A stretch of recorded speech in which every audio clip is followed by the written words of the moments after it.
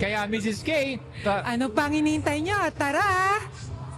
Bye! Let's go! let's go kayo. Kasi kadalasan ang pasyente ko ay Baka naman nakakalimutan nyo na kami dito, guys. from Bahrain direct to Ireland. Siyempre, upscale yung ano mo, yung salary mo, di ba? Napin ko siya na maganda. Handa na ba ang lahat? Handa na tayo. Siyempre. Okay guys. We're back again sa aming channel. At sa mga hindi pa nakakapag-subscribe, please like and subscribe sa aming channel, of course. Here we are again. Tara! Let's talk! Tara! Let's talk! Tara! Let's talk! Yan. Okay. Meron tayong guest. Excited yan? Yeah. Okay, we have Jenny and Ate Mimi. Ayun. Mga ano po, matagal na po ba kayo rito sa Ireland? 14 years. Kung pwede lang pong magbanggit kung taga saan tayo sa Pilipinas and then dito sa Ireland. I'm from Milligan City. I'm here in Drogheda. Working in Drogheda. Ano po ang work niya rito? As a private carer. Home carer. Pwede po ba kayong magkwento bilang private carer? Ano po yung mga experience nyo? May re-recommend nyo po ba yan sa mga Pilipino? Ganun po. Maganda po ang trabaho ng isang private home carer. Medyo parang ano ka lang, may patience sa pasyente. Kasi kadalasan ang pasyente ko ay yung Alzheimer's at dementia. At saka, stay in ako sa bahay. Tapos, butintis. Mabait naman ang amo ko. Bilang, tinitreat naman nila ako na isang pamilya. Paano po kayo napasok sa ganong trabaho? Noon kasi, yung ate ko na dito, kinuha niya ako. Kasi may sakit siya. Tapos, bilang kinuha niya ako bilang isang mag-alaga sa kanya. Tapos, by friends. Ganun Yan. lang. Okay. Now, eto naman, baka naman nakakalimutan nyo na kami dito, guys. Di ba?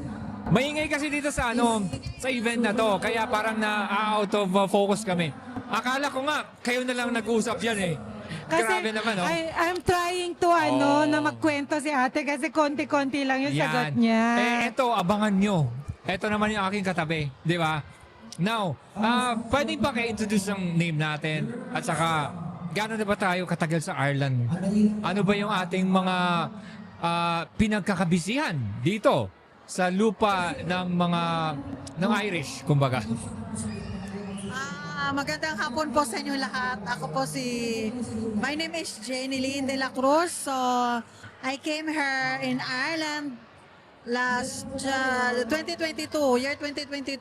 So, na-hired ako sa sa isang private company for intellectual disability from Bahrain direct to Ireland. So, una, kasi galing ako sa UAE, so Middle East, it's very warm country. So it's very sa akin na mag-adjust ng pamumuhay kasi yung doon is very warm. So here is cold. So yun naman, yun yung unang-una kong nahihirapan ako sa weather. Tapos yung transportation. So malalayo yung mga bus. So after that, na-adjust ko naman for 1 year. So yun lang yung ko nung umpisa. Pero nung is yung salary is more better than in Middle East. So everything I can support to my family than before. So hindi masyadong yung work. Hindi para sa Middle East na talagang pulido. Dito is hindi ka nila pinupush or walang dito. Basta alam mo ang trabaho mo at marunong ka ding mag-accept kung ano mali, magtanong. So walang Kumbaga dito, sasabihan ka, take it easy at saka take your time. Diba? Yan. Kaya, yan, yung mga ating mga kababayan na from the Middle East, naghahanap ng work, papunta sa Ireland. Eto guys, eto na talaga. Real talk to, mula sa ating mga kababayan na nagsilipatan. At, ano din, kumbaga, maghanap-hanap din sila ng agency siguro kung paano makalipat. Kasi siyempre, hindi naman ganon kadali na parang pag gusto mo, lilipat ka na lang. You have to find agency para mag-process ng papers natin. 'Di ba? At ang pinakamaganda rito is, siyempre, upscale yung ano mo, yung salary mo, 'di ba? Masarap pakinggan sa mga kababayan natin 'yon. Siyempre naman, kumbaga nag-abroad pa tayo, nag-work pa tayo abroad, kung ang 'di ba, kung hindi naman tayo aangat, ika nga. 'Yun naman talagang ng ating correct, 'di ba? Yun. Yes. Pero okay, maganda yung mga experience nyo no dito sa Ireland. Meron naman ba kayong masasabi na parang hindi magandang experience na na-experience nyo?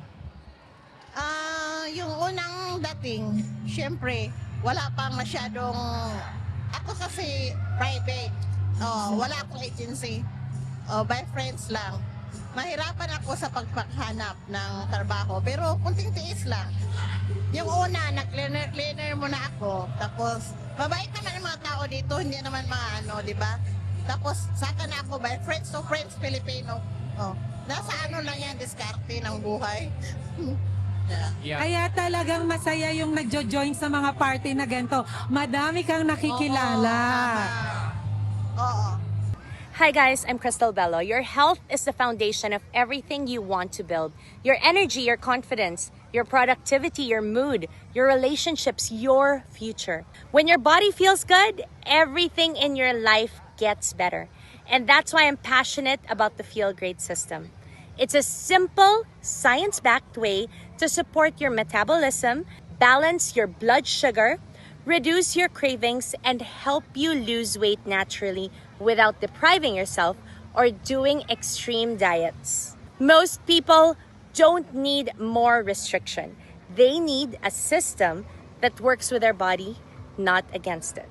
The Feel Great system gives you steady energy, fewer crashes, better digestion, and real sustainable results. So if you're ready to take control of your health and finally feel great in your own skin, contact Mr. and Mrs. K from Ireland. They'll help you get started. Bye. So, what are you waiting for? Tara, let's talk! So yung mga, di ba sabi natin wala pa ka sa Ireland before, yung mga videos ba namin, helpful ba naman na may napapanood kayo? Ano ba yung mga parang maiisip nyo sa ngayon na parang na hanggang ngayon, parang naging helpful yung video or something na yung aming mga nakausap? May mga ano ba sa inyo parang naalala ninyo? Para sa akin yung ganito yung mga podcast na kagaya ng isa mga OFW, importante din na nakikinig kayo sa mga ganitong mga sitwasyon, usapin, kasi nagkakaroon kayo ng knowledge na ano nyo yung mga yung mga tawag dito yung dapat gawin at hindi dapat gawin. So, importante din yung magkaroon ka ng mga Filipino community sa mga ganitong mga event. Mag-join kayo kasi mas nakakatulong din yan. So, yun ang masasabi ko. Ang tanong dito, subscriber na ba kayo? Matagal na ako nanonood ng nyo. Noong siguro 2024, opo, nanonood ako ng nyo. Thank Kaso di you. ko alam. So sabi ko nga, sana one day mamit ko sila at ako naman yung i-interviewin. So, diba, wish come true. Namit ko siya na maganda. Misis nyo. Thank you. Maraming salamat sa oras ninyo at siyempre kaming mga nasa Ireland medyo may katagalan na we are very happy na mas marami mga Filipinos na nagsisidatingan. And then especially, we're glad, we're delighted to meet people, OFWs, kababayans na dati nang nanonood and then we were able to impart some knowledge, something information, kumbaga, before they come up. Now, thank you very much. Thank you. Yan. So alam nyo na, sa mga hindi pa po nakasubscribe, mag-subscribe lang po kayo sa channel namin. Shout out Shout to my out family. sa mga friendship Sa namin mga dito sa friendship Dublin, namin dito Ireland, sa from Dublin, Drogheda, at saka sa sa Pilipinas. buong Shout out. Ireland, ng mga Pilipino. Laban lang tayo at huwag kayo mawala ng pag-asa. Kasi dito sa Ireland is my citizenship. So 5 years talaga magtitiis. 5 years lang. Pero nandoon naman yung worth it na hirap sa weather at sa lakarin at sa ano. Pero after 5 years, makuha nyo yung pamilya nyo. So go! Yan. Yes. Kumbaga, tiis-tiis lang and then pasasadbat para makakarating din tayo sa ating patutunguhan. So, Mrs. K, Ano pang hinihintay nyo? Tara! Let's go! tara! Let's talk. Tara! Let's talk.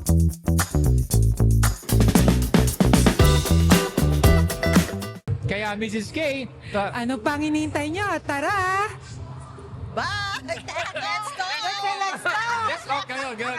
Kaya tara! Let's Bye! Thank you so much. Ulitin natin. go.